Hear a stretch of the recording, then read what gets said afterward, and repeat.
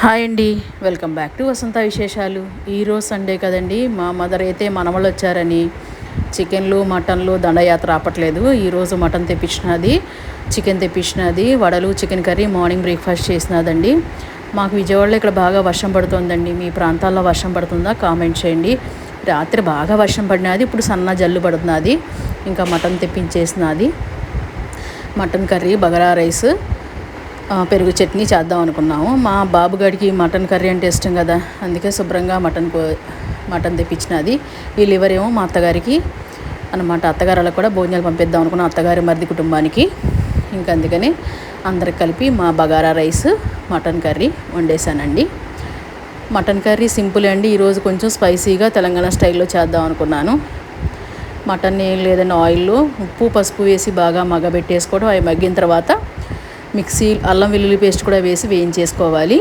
మిక్సీలో ఉల్లిపాయలు, టమాటాలు, జీడిపప్పు, గసగసాలు, పచ్చిమిర్చి, గరం మసాలా అవన్నీ వేసి మిక్సీ పట్టేశానండి. ఇవి వేసేసి ఈ ఉడికిన మటన్ ముక్కల్లో వేసేసి బాగా మగ్గబట్టేసి తగినంత కారం వేసానండి. వాటర్ అసలు ఏమీ వేయలేదండి, ఎందుకంటే దీంట్లోనే బాగా వాటర్ ఉన్నాయి.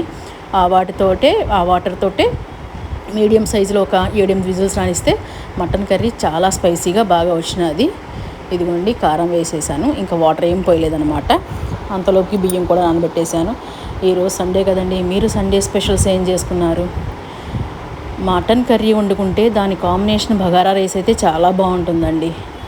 ఇంకా కుక్కర్కి మూత పెట్టేసేసి ఒక 7-8 విజిల్స్ రానిచ్చాను. చక్కగా ఉడికిపోయినది. మటన్ కూడా చాలా బాగున్నది. ఈ కుక్కర్ ఏమో మా రేఖాదేవి ఇచ్చినదండి. దాంట్లో బగారన్నం వండుదామని చెప్పి ఆనంద్ గారితో ఏలూరులో కృపా నెయ్యి ఉంటుంది కదండి, కృపా నెయ్యి చాలా బాగుంటుంది. ఏలూరులో ఎవరన్నా ఉంటే కృపా నెయ్యి వాడిని చాలా బాగుంటుంది. కొంచెం టేస్టీగా ఉంటుంది అన్నమాట, ఫ్రెష్గా. నెయ్యే ఎక్కువ వేసేసి దాంట్లో బిర్యానీ దినుసులు, అల్లం వెల్లుల్లి పేస్ట్ వేసి వేగిన తర్వాత ఎసరు పోసాను. 1-2 గ్లాసులు వేసుకుంటే బాగుంటుంది. ఎసరు వేసేసి తగినంత ఉప్పు వేసేసి మూత పెట్టేసి 3 విజిల్స్ రానిస్తే సరిపోతుంది. బగారా అన్నం రెడీ అయిపోతుంది. బగారా అన్నం నెయ్యితోనే చేసుకుంటే చాలా టేస్టీగా ఉంటుందండి. ఇలాంటి కుక్కర్ నాకు లేదండి. ఇది కొంచెం వెరైటీగా ఉంది, చాలా బాగుంది. ఈ మూతే కాకుండా వేరే లిడ్ కూడా ఇచ్చారనమాట. కర్రీ చేసుకున్నప్పుడు కూడా లిడ్ ఉంది దానికి. మటన్ కర్రీ రెడీ అయిపోయినదండి. చాలా చాలా టేస్టీగా ఉన్నది బగారా అన్నం. ఇంకా అత్తగారులు కూడా పంపించాలి కదా అని విడిగా వాళ్ళకి 5గురికి సరిపడా రైస్, కర్రీ, చక్కెరకేళీలు అన్ని సంచిలో పెట్టేసి డుమ్ము వచ్చినాడు పంపించేశాను. మీ సండే స్పెషల్స్ ఏంటో కామెంట్ చేయండి.